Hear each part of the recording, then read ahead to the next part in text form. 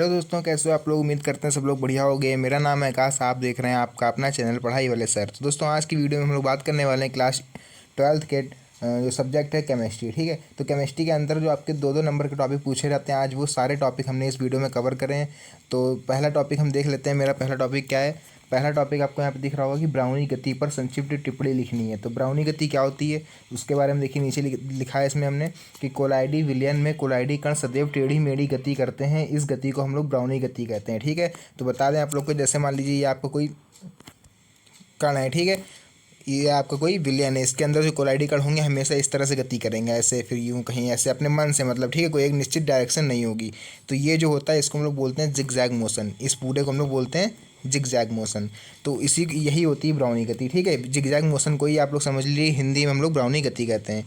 तो वीडियो को बिल्कुल भी स्किप मत करिएगा, वरना आप अपने 4 नंबर समझ लीजिए स्किप करने वाले हैं, क्योंकि 2 से 3 टॉपिक इसमें से पूछे जाएंगे आप लोग के दो दो नंबर में। तो ज़्यादा वीडियो लंबी नहीं होगी, मुश्किल से 8 से 10 मिनट की वीडियो होने वाली, तो वीडियो को फुल एंड तक देखिएगा। दूसरा क्या है हमारा यहाँ पर, देखिए आप लोग टिंडल प्रभाव। तो टिंडल प्रभाव क्या होता है, इसका सबसे अच्छा एग्जाम्पल आप लोग को बताएं कि आप लोग के पास मोबाइल होगा।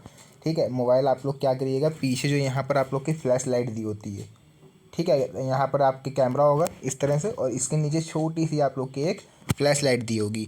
तो ये जो फ्लैश लाइट होती है, ये इसको आप एकदम कमरे में अंधेरा करके जलाइए। ठीक है, कमरे में जैसे आप अंधेरा करके इसको जलाएंगे और थोड़ा आंखों से दूरी पर रखिएगा, और आप देखेंगे तो इसकी जो टॉर्च लाइट होगी उसमें से इस तरह से आप लोग को रोशनी दिखाई देगी, शंकुनुमा। ठीक है, तो जो ये शंकुनुमा आप लोग को ये रोशनी दिखाई दे रही है, यही मेरा होता है टिंडल प्रभाव। ठीक है, साइड से देखना है। हमने फ़ोन का एग्जांपल लेके बताया है, लेकिन नीचे इसी के नीचे आप लोग देखोगे, यहाँ पर अभी दिखाएंगे आप लोग को, तो यहाँ पर इन्होंने विलियन का एग्जांपल लेके समझाया कि अब गिलास में एक पानी भरो, और उस पानी में ये भी बता दे रहे हैं आपको, इसका भी देखिए। देखिए यहाँ पे इन्होंने क्या कहा कि एक गिलास में इन्होंने एक तरह से जार में पानी भरा है। ठीक है, ठीक है, मतलब गिलास है, इसमें हमने क्या करा कि ऊपर, ठीक है, चलिए इसका आप लोग को एग्जांपल लेके हम बता दे रहे हैं कि इसका भी, ये मेरा क्या है, कोई एक जार है, इसमें अंदर भरा हुआ है पानी। तो हम पानी को यहाँ दिखा दे रहे हैं इस कलर से।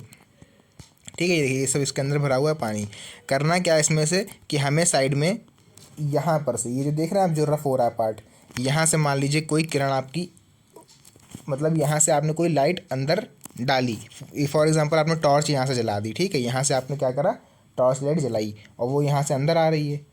ठीक, तो होगा क्या कि आप यहाँ से, यहाँ मान लीजिए आपकी कोई आँख है, आप यहाँ से देख रहे हो इस छेद में, तो यहाँ से जब आप नीचे की तरफ देखोगे यहाँ पर, तो आप लोग को एक रोशनी दिखाई देगी, मतलब यहाँ से जो आ रही होगी टेढ़ी मेढ़ी। ठीक है, इस तरह से यहाँ से जो टॉर्च लाइट डालोगे तो आप लोग यहाँ पर शंकुनुमा रोशनी बनेगी। ठीक है, यहाँ पर सटा के आप टार्च जलाओगे इस छेद के, तो यहाँ पर इस तरह से आपको रोशनी दिखेगी। ठीक है, ऊपर से झाँकोगे। अगर ये एग्जांपल ना समझ में आ रहा हो आप लोगों को, सबसे बढ़िया एग्जांपल है आपका मोबाइल वाला। ठीक है, आप मोबाइल वाला एग्जांपल लिख आएंगे, नंबर आपको 100% मिलेंगे। देख लेते हैं अपना तीसरा पॉइंट क्या है। तीसरा पॉइंट यहाँ पर लिखा हुआ है वैद्युत कण संचलन क्या होता है। ठीक है, तो वैद्युत कण संचलन क्या होता है, इस पर हम देखने वाले हैं। क्या होता है कि जब कोलाइडी विलयन में विपरीत आवेशित इलेक्ट्रोड को रखा जाता है, तो वैद्युत क्षेत्र के प्रभाव में कोलाइडी कण विपरीत आवेश इलेक्ट्रोड की ओर गति करने लगते हैं। इस क्रिया को हम लोग वैद्युत कण संचलन कहते हैं। मतलब जैसे ये कोई जार रखा हुआ है, ठीक, ये कोई जार रखा हुआ है, इसमें क्या करना है, ये कह रहे हैं कि विपरीत आवेश की क्षणों को हमें इसमें डालना है। जैसे एक ये छेद यहाँ पर कर ले रहे हैं हम। ठीक, अब मान लीजिए यहाँ पर क्या है, कोई 2 छड़ रखी हुई हैं, इस तरह से अंदर पानी में डूब रही हैं। है क्या कि जो एक हमारी क्षण है प्लस और एक हमारी क्षण है माइनस की। ठीक, तो क्या इसमें कह रहा है, पीछे पढ़िए आप लोग कि विपरीत आवेशित इलेक्ट्रोड की ओर गति करने लगते हैं। तो जो ये एनोड मान लीजिए, ये प्लस मारा मेरा क्या हो जाएगा, ये एनोड हो जाएगा, और ये मेरा क्या हो रहा है, कैथोड। बस सिंपल इतना दिखाना है आप लोग को। 2 विपरीत छड़ रख दीजिएगा, तो ये थ्योरी पूरी लिख देंगे, आपको नंबर मिल जाएंगे। देखते हैं अपना चौथा क्वेश्चन। ये देखिए, स्कंदन और अपोहन। तो जो ये लिखा हुआ है आपका स्कंदन और अपोहन, दोस्तों ये जरूर पूछा रहते हैं पेपर में। ये देखिए, स्कंदन क्या होता है कि जब कोलाइडी कणों पर से आवेश को हटा दिया जाए, तो कोलाइडी कण एक दूसरे से संयुक्त होकर एक बड़े यौगिक का निर्माण करते हैं, जिससे हम लोग स्कंदन कहते हैं। तो यहाँ पर आप लोग को ये दिख रहा होगा, एग्जाम्पल यहाँ पर दिखाया गया है। तो देख लेते हैं इसका एग्जाम्पल क्या कह रहा है। मतलब छोटे छोटे कण इस तरह से आपको यहाँ पर मिल के, ठीक है, इस तरह से सभी कण मिल के क्या बनाएंगे, ठीक है। तो ये जो छोटे छोटे कण मान लीजिए आपने ऐसे ऐसे करके क्या करेंगे, एक दिन एक इस तरह से एक बड़े यौगिक का निर्माण कर देंगे, इस तरह से मान लीजिए। तो ये सब क्या हो जाएंगे, एक जटिल एक बहुत बड़ा यौगिक बन जाएगा छोटे छोटे पॉइंट से मिलकर। मान लीजिए इतने पॉइंट अलग बिखरे कहीं पड़े हैं ऐसे, आपने क्या करा, सबको इकट्ठा करा और एक यौगिक बना दिया। तो इसको हम लोग बोलते हैं स्कंदन। ठीक, अपोहन क्या होता है, देखिए जो नीचे लिखा हुआ है इसको अपोहन को देख लेते हैं हम। तो अपोहन देखिए क्या है, यहाँ पर हम ब्रैकेट कर दें, आप लोग को दिखे साफ, ये अपोहन। ठीक, क्या होगा इसका मतलब, देखते हैं हम लोग। इसकी डिफिनेशन क्या कह रहा है कि जब अशुद्ध सॉल को अर्धपारगम्य झिल्ली में भरकर जल से भरे पात्र में लटका दिया जाता है तो अशुद्धियाँ धीरे धीरे जल में विसरित हो जाती हैं तथा शुद्ध सॉल थैली में बच रहता है। इस प्रक्रिया को हम लोग अपोहन कहते हैं। तो देखिए दोस्तों, जिन लोग को ये चीज़ नहीं समझ में आ रही वो लोग आप मेरी पिछली वीडियो में जाके देख सकते हो। अपोहन को मैंने बहुत ही अच्छे तरह से समझाया हुआ है। ठीक है, मतलब ये जो आपको यहाँ पर एक झिल्ली दिख रही है, इस झिल्ली में आपको जो अयस्क शुद्ध करने हैं आप उसके अंदर भर दोगे। ठीक है, तो ये झिल्ली क्या होती है, अपोजिट होती है। ये आम झिल्ली मत समझिएगा, पॉलीथीन जिसमें हम लोग सब्जी वब्जी लेके आते हैं, ये सब नहीं। इसको, इस झिल्ली का नाम है अर्धपारगम्य झिल्ली। ठीक है, अर्धपारगम्य झिल्ली, जैसे कि यहाँ पर ये लिखी हुई है अर्धपारगम्य झिल्ली। इस झिल्ली की खासियत ये होती है कि ये अशुद्धियों को तो जो है बाहर पानी में जो है निकाल देगी, अशुद्धियाँ जितनी होंगी ये सब निकाल देगी, लेकिन जो शुद्ध चीज़ होगी, मेन चीज़ अच्छी, उसको ये अपने अंदर स्टोर कर लेती है। और जब ये अशुद्धियाँ बाहर निकल जाएंगी तो आप क्या करोगे, यहाँ से थैली बाहर निकाल लोगे और वापस से फिर कुछ भर के वापस यहाँ टांग दोगे। तो इतना काम होता है केवल अपोहन का। अब देखते हैं अपना अगला छठा क्वेश्चन। अब ये देखिए, अगला है पेप्टीकरण क्या होता है। तो दोस्तों देखिए, पेप्टीकरण देख लेते हैं हम क्या है। इसकी डिफिनेशन भी आप लोग को नीचे दिखी गई होगी। पेप्टीकरण की नॉर्मल डिफिनेशन होती है कि जब किसी ताजे बने अवक्षेप में किसी वैद्युत अपघट्य या विलायक को मिलाते हैं तो उसकी क्रिया द्वारा अवक्षेपित कण कोलाइडी अवस्था में परिवर्तित हो जाते हैं। इस परिवर्तन को पेप्टीकरण कहते हैं। ठीक है, और जिस पदार्थ को मिलाया जाता है उसको हम लोग पेप्टीकारा कहते हैं। तो इसमें ज़्यादा बताने वाला है नहीं, इसमें आप लोग खुद अपने आप पढ़ सकते हो, इसलिए इसको हम यहाँ पर छोड़ दे रहे हैं। आप लोग इसको स्क्रीनशॉट लेके अच्छे से याद कर लीजिएगा। ठीक है, क्योंकि पूरा याद करने वाला है, इसमें कुछ समझाने वाला नहीं है, आप लोग अपना आराम से याद कर लीजिएगा।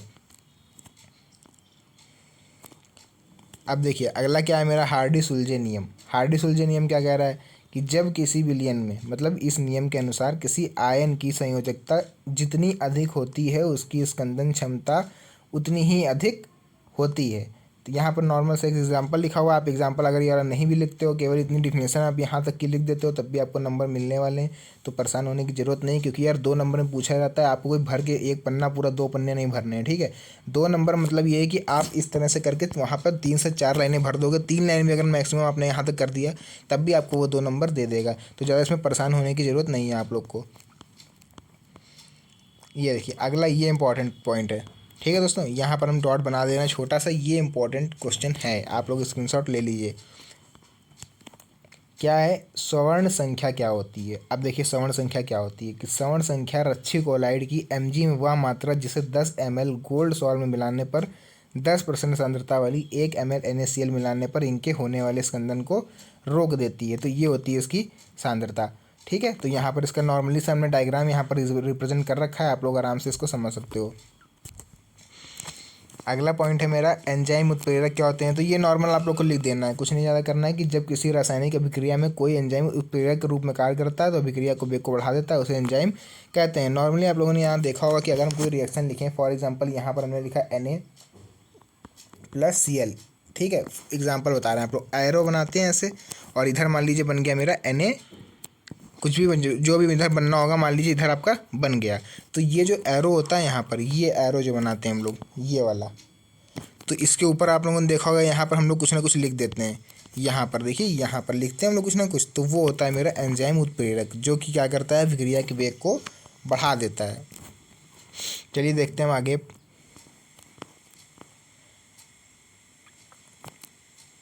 ये देखिए, द्रव स्नेही क्लोराइड और द्रव विरोधी क्लोराइड। तो पहले हम द्रव स्नेही क्लोराइड देख लेंगे, फिर हम देखेंगे द्रव विरोधी क्लोराइड।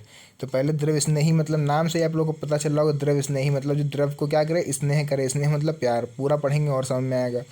ऐसे कोलाइड पदार्थ जो किसी विलायक के संपर्क में आकर शीघ्रता से कोलाइडी विलयन बनाते हैं उन्हें द्रव स्नेही कहलाते हैं। ठीक है, तो मतलब ऐसे कोलाइडी पदार्थ आपको यहाँ पर बताने हैं कि ऐसे कोलाइडी पदार्थ जो किसी विलायक मतलब आपको जो पानी में मिलाना है, ठीक है, के संपर्क में आकर शीघ्रता से विलयन बना लेते हैं, उन्हें द्रव स्नेही कहते हैं। फॉर एग्जांपल जैसे आपको मान लीजिए एक गिलास है, इसमें आपको बालू मिलानी, तो बालू आपकी क्या हुई, विलायक, ठीक। और वही कोलाइडी पदार्थ भी हुआ तो आसानी से घुल जाएगा कि नहीं घुलेगा, इसमें नहीं घुलेगा तो बालू आप लोग यहाँ पे नहीं लेंगे। एक फॉर एग्जांपल से लिए नमक ले लेते हैं हम, ठीक है। आपने नमक लिया, वो क्या है मेरा विलायक, नमक आपने पानी में घोल दिया, पूरी तरह से घुल जाएगा। घुलने के बाद नमक कहीं दिखेगा आपको, नहीं दिखेगा, तो वो हो जाएगा मेरा द्रव स्नेही। और दूसरा देखिए, अब इसकी इसी के जस्ट अपोजिट आप देखिए द्रव विरोधी कौन से होंगे। द्रव विरोधी होंगे, मान लीजिए गिलास आपने लिया, उसमें हम बालू डाल देना के, तो बालू घुलेगी, उसमें नहीं घुलेगी, हमेशा आपको कण उसमें तैरते हुए दिखाई देंगे, तो उसको बोलते हैं हम लोग द्रव विरोधी कोलाइड। कोलाइड, ठीक है। जो घुल जाए आसानी से वो द्रव स्नेही, जो ना घुले वो द्रव विरोधी। अब देख लेते हैं अपना 11वां क्वेश्चन क्या है। देखिए 11वां क्वेश्चन मेरा क्या है कि गोल्ड सॉल्व बनाने की विधि का वर्णन कीजिए। तो देखिए दोस्तों, गोल्ड सॉल्व बनाने की विधि क्या है, एक ही विधि है, इसको अच्छे से देख लीजिए। जब AlCl3 के जलीय विलयन को SnCl2 के साथ अपचेत कराते हैं तो एक स्थायी सॉल्व का निर्माण होता है। यहाँ पर छोटी सी एक रिएक्शन दी हुई है, आप लोग को दिख रही होगी यहाँ पर, बस इतनी आप लोग को याद कर लेना है। और ज़्यादा इसमें कुछ है नहीं बताने वाला। अगर इतना आप लोग कंफर्म कर लेते हो तो आप कम से कम 4 नंबर इसमें फिक्स कर लोगे अपने। तो वीडियो अगर अच्छी लगी तो यार वीडियो को लाइक और चैनल को सब्सक्राइब करके जाइएगा, क्योंकि बहुत ही ज़्यादा मेहनत लगती है आप लोग के लिए नोट्स तैयार करने में। और आप लोग थोड़ा सा अगर सब्सक्राइब कर लेंगे तो थोड़ा मोटिवेशन और बढ़ेगा आप लोग के लिए ऐसे नए नए PDF बनाने के लिए। और हाँ, अगर आपको इसको PDF चाहिए तो आप कमेंट बॉक्स में लिख सकते हो, आप लोग को हम लिंक दे देंगे, आप लोग वहाँ से डाउनलोड कर लीजिएगा, ठीक है। मिलते हैं नेक्स्ट वीडियो में बहुत ही अच्छे टॉपिक के साथ, तब तक के लिए धन्यवाद।